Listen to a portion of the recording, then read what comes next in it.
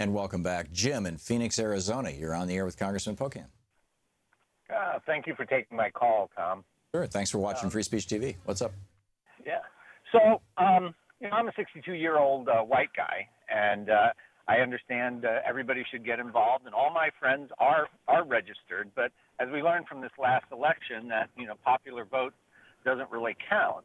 And with the redistricting, one of the things I think needs to be done, and maybe the congressman can point me to the right direction, because I'd like to get involved. But if your name is Tyrone Washington, you might be taken off the rolls by some Secretary of State in one of these battleground states.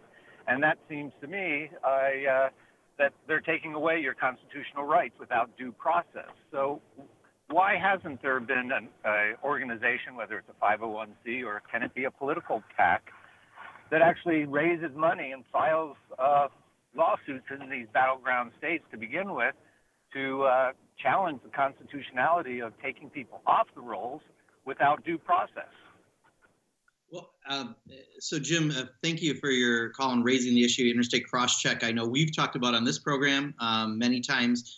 In fact, right now we are trying to draft a bill to specifically address it for the future anyway, trying to figure out, working with some of our agencies, and we're looking for advice. So if people have it, please feel free to send to us, making sure that it's a first, middle, and last name along with a date of birth and a social security number. If they all don't match, you can't throw a person off. That would make sense, because right now if you're John Smith and there's another John Smith in a completely different state, even if your name is John Mortimer Smith and the other person was John Allen Smith, they're going to throw you off the way they've been operating with this interstate cross-check debacle. So it's intentionally done to what they want to do, right? Fewer voters help Republicans, and that's part of the intention, especially with a lot of Latino names that have a lot of overlap that we've seen with this. So we're trying to figure a way to try to look at it proactively. We certainly have raised the issue. I think there are groups that are talking about this, because I've certainly heard about it, but it's part of that broader issue of voter suppression, right? Whether it's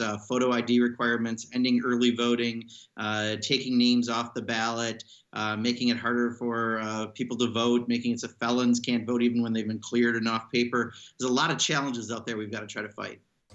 Yeah. We let's see. Let's try a quick one here. Ted in Soledad, California. We have a minute to the break. Ted, you got a real quick question for the congressman? Yeah, kind of a quick one. Wisconsin is like a microcosm of the country. Unfortunately, California is not, but Wisconsin has 40% of the people that vote for Scott Walker, who's very clearly destroying the state. How do we deal with these self-destructive, incidentally, blowing more carbon into the atmosphere? All the scientific evidence is that's destroyed. We have suicidal people, 40% of the population. Right. So, Ted, let's let the congressman answer. Get them to start taking care of themselves. Yeah. No, Ted, I want to get his answer in here. Thanks. Sure, Ted, I think part of the problem is when I look at the last election, we had 200,000 fewer voters in Wisconsin. We used to have probably the second highest turnout in the country, and this time we had the second biggest drop-off outside of Mississippi in the country. And, I would argue that talking to voters matters, and talking about core economic issues, what people talk about at their kitchen table. Can they afford their mortgage? Can they send their kids to college? Can they take a vacation? I don't think we did a good job of that last November from the very top of the ticket, and that's why we had a drop-off. But weren't there a couple 100,000 people purged in Wisconsin? Not quite that many, but the margin was 22,000. There was more than that margin. Okay. Larry in Albuquerque, New Mexico. Larry, you're on the air with Congressman Pocan. Thanks for listening to 1350 AM. Yes, I'd like to ask, as a member of Congress and your colleagues, I'd like to explain to us what exactly, what kind of health insurance do you guys in Congress have? Do you guys go through the exchange, and who pays the premium on your health insurance? And I'll wait for your answer. Thank you. Thank you, Larry. Yeah. Larry, great question, because this is one that the right-wing conspiracy sites, somehow if I'm served for a year, I get pension for my life at my salary. People think that's not true. And everyone thinks we have they say you should be on the Affordable Care Act if you're going to vote for it. Well, by law, we are the only people in the country that are mandated to be on the Affordable Care Act, are members of Congress. That's part of a provision that happened when the law was passed. And I'll tell you, I've had absolutely no problems whatsoever. In fact, the biggest change I noticed when I flipped over from the federal plan to the Affordable Care Act was when I went to pay for my prescription drugs the first time.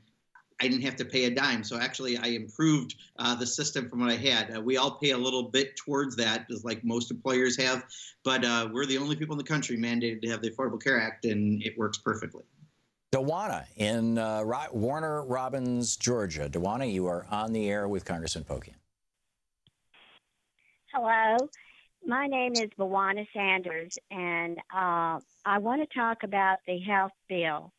My son passed away a year ago today, and he was trying to get health care. He went to many doctors. He went to the emergency room 7 times, and they would only go so far with him. And I have a suspicion it was because he didn't have health care. Health insurance, yeah. So your question for the congressman? Yes. I just wonder if they know how many people have died or are dying because they don't have health insurance. Great question. Thank you, Dewana.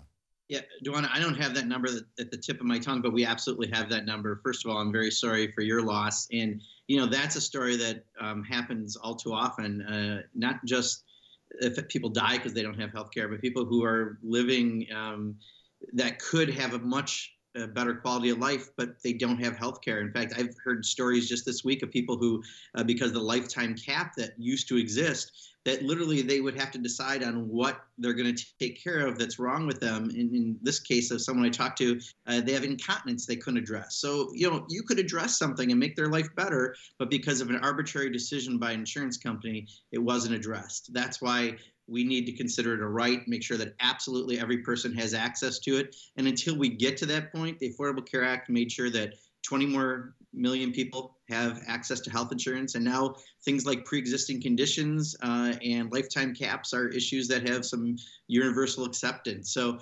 I'm sorry again for the loss of your son, but we're working on this to make sure that that doesn't happen again. And, thanks for your consideration. And I think Harvard University said before Obamacare, the number was 45,000 people a year we were losing as a result of a lack of health insurance.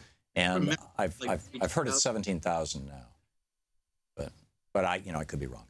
Anyhow, Linda in Deerfield Beach, Florida, you are on the air with Congressman Pocan. Hi, thank you for taking my call, Congressman.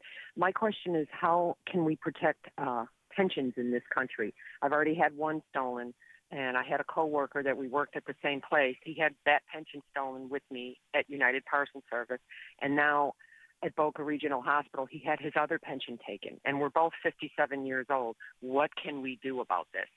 And I'll take your question off the air. Thank you. And we have 2 minutes until the end of the show, Congressman. Yeah, Linda, I'm going to answer the end of the hour. The only fair way would be give a very long answer, but this is a crisis in this country. You know, part of when we did the fiduciary rule for people who are investing for retirement, some stats came out that I wasn't aware of, because someone mentioned an average person with $200,000 in retirement. Well, that average person is 1 out of every 8 people. Half the people live off of Social Security in the home they have. About a third of the people just live on Social Security, and that's not enough to live on. I mean, my mom, you know, the small amount she gets doesn't cover the bills that she has, and she's 88 years old. We need to do more to make sure that people have pension protections, and unfortunately, they've been slipping away, especially with the attacks on unions. Those are part of the benefits that a lot of people had.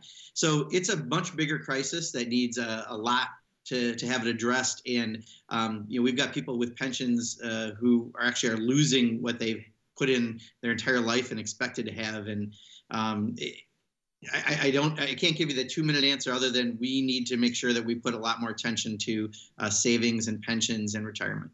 Yeah. Wasn't part of the problem that during the Reagan era, they changed so that corporations had to book pensions, could book pensions as assets. They always had to book them as liabilities before that, which inflated the value of the companies. And that's when like Carl Icahn came in and took over TWA to get to grab their pensions, if I'm remembering correctly. I may be wrong on the details on that. I think something like that was one piece of it. Another piece was as you attack the Central States pension fund that a lot of Teamsters have, UPS, there was an issue, and people there now are getting, on average 40 to 60% less than they were supposed to get, which is, wow. Can you imagine working all your life investing in that, and now you don't have what you need at the time, you can't make additional dollars. But also a lot of people don't have plans offered at work, period, anymore. And we've got to figure out how to have something more portable to follow people around. So we've been working on this along with some other issues, the future of work and labor, with a few of us in the Progressive Caucus and actually outside of it. So a lot more needs to be done. Yeah. We have a big lift here, and thank you for being part of doing that lift. Congressman Mark Pocan, pocan.house.gov, tweet at Rep Mark Pocan, M-A-R-K, Pocan. Congressman, thank you so much. Thank you, Tom. We'll be right back.